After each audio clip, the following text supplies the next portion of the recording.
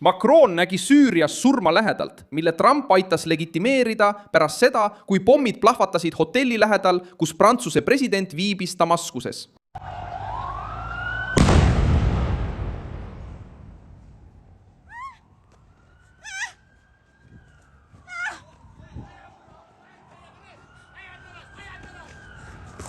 Rünnak toimus sel teisipäeval 7. juulil 2026. aastal Emmanuel Macroni visiidi teisel päeval Ahmed al-Sharrahi valitsuse juurde, kes on uus Süüria tugev mees ja kukutas Bashar al-Assadi.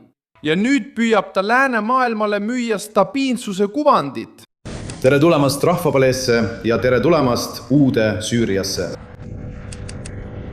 Täna koguneb selles saalis tööstuse ja majanduse tooraine pulss. Kes tahab tunda rahvapulssi maailmas, kuulab lennukeid, viibib lennujaamades, näeb, kus energia ja vesi ei kao, jälgib haiglate ehitamist ning loeb tehastest ja rafineerimistehastest. Rahvakalee võtab teid vastu, et te näeksite, mis on meie riigi prohvetlik tee. Macronit ei tabatud, sest ta oli juba piirkonnast lahkunud ja viibis presidendi palees koos al-Sharrahiga, kui Four Seasonsi ja turismiministeeriumi piirkonda raputasid plahvatused. Süüria võimud räägivad 18 vigastatust, nende seas politseinikud, ja seni pole ükski organisatsioon vastutust võtnud. Esimestel tundidel levinud uudistes räägiti 3 plahvatusest. Rahvusvaheliste agentuuride uurimine kinnitas 2 improviseeritud pommi kasutamist. Väljaspool Macroni turvaperimeetrit. Visiit jätkus, kuid sõnum oli karm. Uus Süüria, mida Macron püüdis omaks võtta, Prantsuse ettevõtted kaasas ja lääne toetus laual, ei kontrolli veel isegi pealinna südant.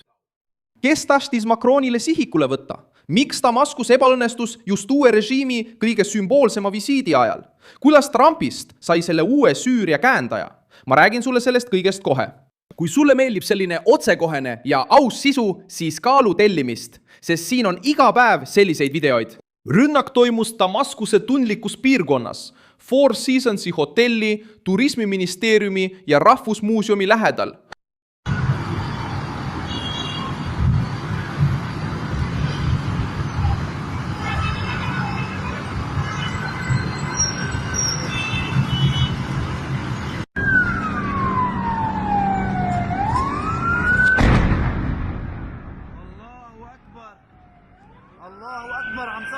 Mis see on? Macron veetis hotellis ja lahkus sealt veidi enne seda, suundudes presidendi paleesse.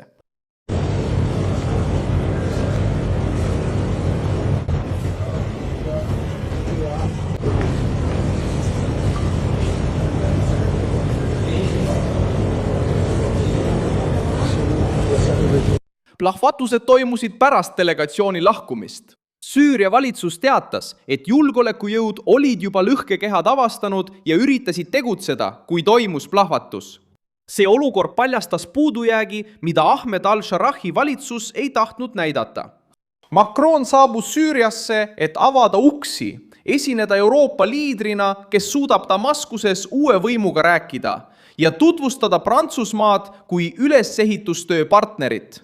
Probleem seisneb selles, et rünnak toimus just siis, kui ta püüdis näidata, et Süüria on valmis naasma rahvusvahelisse, diplomaatilisse ja majanduslikku ringlusse.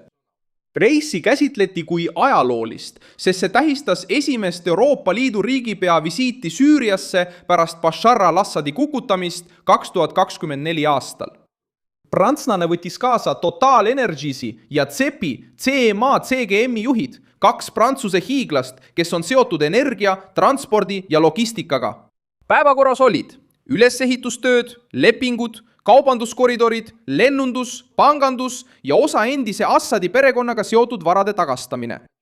Prantsusmaa soovis uuel Süüria mängulaual varakult positsiooni võtta. CMA CGM allkirjastas lepingu, et opereerida õhukaubavedu Damaskuse rahvusvahelises lennujaamas ja arendada kuivsadamaid. Total Energies arutas lepingu lõpetamist ja uurimist. Ahmed al-Sharrah kasutas visiiti, et öelda, et soovib Prantsusmaad peamise partnerina. Ta ütles, et pärast kriisi Hormusi väinas mõistis maailm turvaliste kaubateede väärtust ja et Süüria geograafial on taas oluline roll.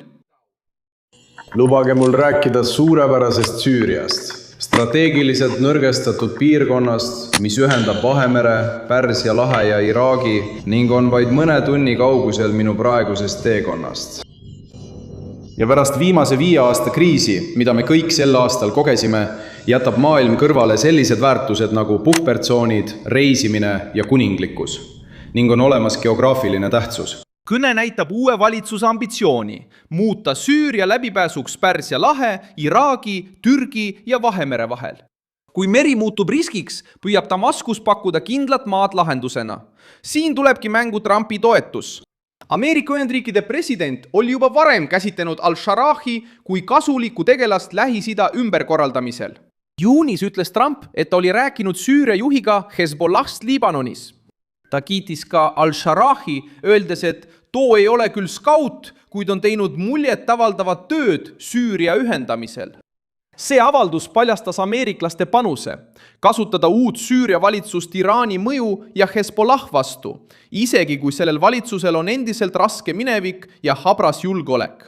Macron püüdis selles samas panuses hõivata Euroopa positsiooni. Kui Trump avas poliitilise tee, siis prantslane üritas kohale jõuda ettevõtete, diplomaatia ja sümboolse kapitaliga. Aga pommid hotelli lähedal näitasid selle kiirustamise riski. Al-Sharah tahab rahvusvahelist tunnustust, tahab ülesehitusraha ja soovib vabaneda endise Al-Qaedaga seotud komandöri mainest. Veel plahvatusi Damaskuse kesklinnas. Euroopa presidendi visiidi ajal näitavad maailmale, et üleminek on endiselt lõhedega ümbritsetud. Rahvusvahelise meedia poolt küsitletud analüütikud ütlevad, et sihtmärgiks võis olla Prantsuse delegatsioon. Kas keegi suutis Damaskust raputada? Sel hetkel, mil uus Süüria tahtis paista usaldusväärsena. Rünnak toimus ka vaid mõni päev pärast teist plahvatust Damaskuse kesklinna kohvikus, mis asub justiitspaleele lähedal. See rünnak põhjustas surma ja vigastusi ning tekitas kahtlusi Islamiriigi rakkude ja nende gruppide suhtes, kes soovivad üleminekut saboteerida. See sündmuste jada teeb murelikuks, sest näitab, et probleem ei ole vaid üksik ehmatus. See on võitlus kontrolli, hirmu ja autoriteedi pärast pealinnas, mis püüab välisinvestoreid veenda, et on valmis raha vastu võtma. Süüria uus juhtkond püüab end näidata mõõdukana, kuid jääb siiski usuliste vähemuste ja sisemiste rühmade umbusu alla. Al-Sharah ise lubas kaasatust, kuid pärast Assadi kukutamist koges Süüria tõsiseid sektantliku vägivalla juhtumeid. Kristlased, druusid, alaviidid ja teised rühmad jälgivad uut võimu endiselt murelikult. Rünnak Mar-Eliase kiriku vastu Damaskuses 2025 aastal suurendas kristlaste seas seda hirmu õhkkonda. Trump teab seda, kuid tegutseb jõuloogika järgi. Tema arvates võib Al-Sharah olla piisavalt karm, et astuda vastu Hezbollahale ja vähendada Iraani mõju. Probleem on selles, et kui sellise minevikuga liider saab Washingtonilt heakskiidu ja Macronilt punase vaiba, tekib küsimus, kas lääs ostab endale tõelist stabiilsust või panustatakse lihtsalt järjekordsele tugevale mehele, et lahendada vana probleem. Jutt Liibanonist teeb selle veelgi selgemaks. Trump on juba tõstatanud võimaluse, et Süüria väed aitaksid võidelda Hezbollah vastu. Al-Sharah lükkas avalikult tagasi mõtte minna Liibanoni, väites, et see võiks õhutada sektantlikke pingeid. Macron hoiatas samuti Süüria sekkumise eest Liibanoni piiril, kuid Ameerika surve on olemas ja Süüria on muutunud suurema mängu osaks. Selles mängus on kaasatud Iisrael, Iraan, Liibanon, Türgi ja Ameerika Ühendriigid. Türgi on sellesse võrrandisse tugevalt sisenenud. Trump kiitis Recep Tayyip Erdogani ja ütles, et Türgist on saanud sõjaliselt võimas riik. Türgi on presidendi juhtimisel muutunud sõjaliselt väga võimsaks riigiks. Inimesed teavad, inimesed ei tea, kui võimas ta tegelikult on. Ja neil on palju meie varustust ning neil on palju suurepäraseid sõdureid. Ja see ei polnud lihtsalt suvaline lause. Türgil on NATO suuruselt teine sõjaline jõud ja täna on ta sillaks Trumpi, Al-Sharahi ja Lähis-Ida uue julgeolekuarhitektuuri vahel. Presidendi tõttu tead, meil on väga head suhted Süüria uue juhiga ja ta on teinud uskumatut tööd. Aasta ja poolega ühendas ta kogu riigi ning mul on temaga väga head suhted ja keegi ütles, ta on natuke karm, et teda sinna panna. Mina kiitsin ta koos presidendiga heaks. Me mõlemad tõesti tahtsime teda ja ta on teinud suurepärast tööd. Ta tegi suurepärast tööd. Ta suutis kõik ühendada. See ei ole lihtne töö. ja Ankaras ütles Trump samuti, et kavatseb Türgi vastu kehtestatud sanktsioonid tühistada ja kaaluda F-35 hävitajate müüki, mis mõjutab otseselt piirkonna sõjalist tasakaalu. See aitab selgitada, miks Macron käis Damaskuses enne NATO tippkohtumist Türgis. Prantsusmaa püüdis jõuda arutelule oma kohalolekuga Süürias, enne kui uus piirkondlik kord kirjutatakse ainult Washingtoni ja Ankara poolt. Macron soovis näida olulise Euroopa liidrina, võimeline rääkima Al-Sharahiga, pidama läbirääkimisi ülesehituse üle ja asetama Prantsuse ettevõtted Süüria taastamise keskmesse. Samal ajal kui Macron püüdis end väljaspool Prantsusmaad esile tõsta, kees Prantsuse poliitika Pariisis. Marine Le Pen sai kohtult otsuse, mis sisuliselt säilitab tema võimaluse kandideerida 2027 aasta presidendivalimistel, kuid seab talle raske tingimuse, elektrooniline järelevalve aastaks. Kuni sina.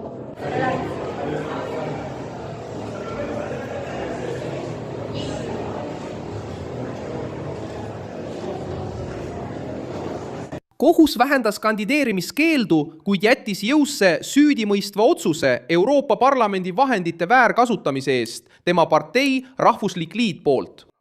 Paljude konservatiivide jaoks on poliitiline tõlgendus ilmne. Kui paremtiib kasvab, muutub õigussüsteem lahinguväljaks.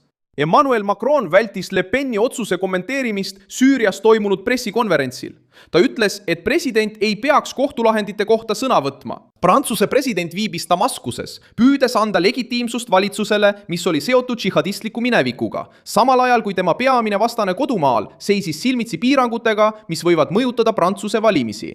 Al-Sharah soovib müüa Süüriat kui turvalist koridori pärast Hormuzi kriisi, kuid päeval, mil kõige olulisem lääne külaline saabus pealinna, rääkisid pommid valjemini kui kokkulepped. Suur tänu, et vaatasite seda videot lõpuni. Toetage meie projekti ja aidake rahaliselt, kasutades ekraanil kuvatavat Pixi-võtit. Toetage meid. Oleme iseseisev kanal, mille eesmärk on hoida teid tõega kursis. Teie panus aitab meil jätkata.